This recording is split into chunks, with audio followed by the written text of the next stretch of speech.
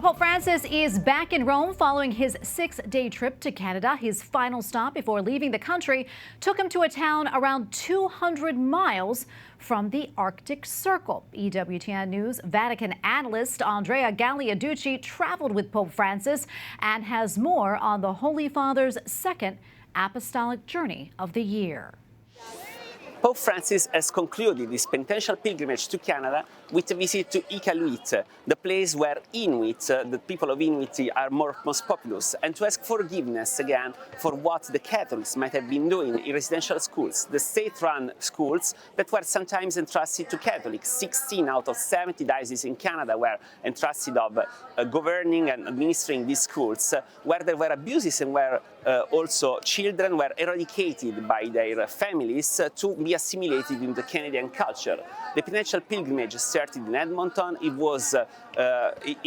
went to cemetery of the indigenous people, and he went also to shrines like Saint-Anne-de-Beaupré, that is the national shrine of Canada in Quebec City. So it was a pilgrimage that touched upon all the places in Canada where indigenous people were.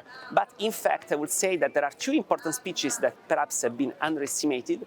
One is the speech that the Pope delivered to the government when he met with the authorities, when he explained that, the Church has forgiveness for the sins of his sons, but at the same time that the Church wants to be present in society and in fact gives a contribution to society. And it was important, the reference the Pope made to the many poor people knocking the door of the parishes. The second speech that was very important was the speech delivered to the bishops, seminarians, priests, deacons of Canada. This speech made a distinction between secularization and secularism.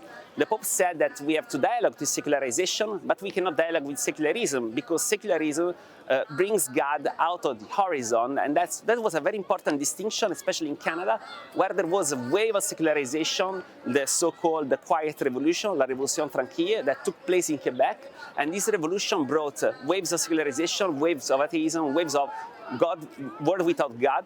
So we have abortion, euthanasia in laws that are very much advanced in Canada. So the Pope, in fact, told the bishops that they can speak, they can give their contribution to society, bringing the Catholic values, always in a new way, always evangelizing, as the Pope likes to say, but they can be here. Now, all the trip was mostly speaking about Jesus and the need for reconciliation, but mostly the Pope explained that the only reconciliation can be in the crucifix, can be in Jesus. And in one point, the Pope also spoke about the fact that the Church, in fact, is synonym of reconciliation because it gathers people together. And these were the highlights of the trip to Canada, and I hope that they will be lasting.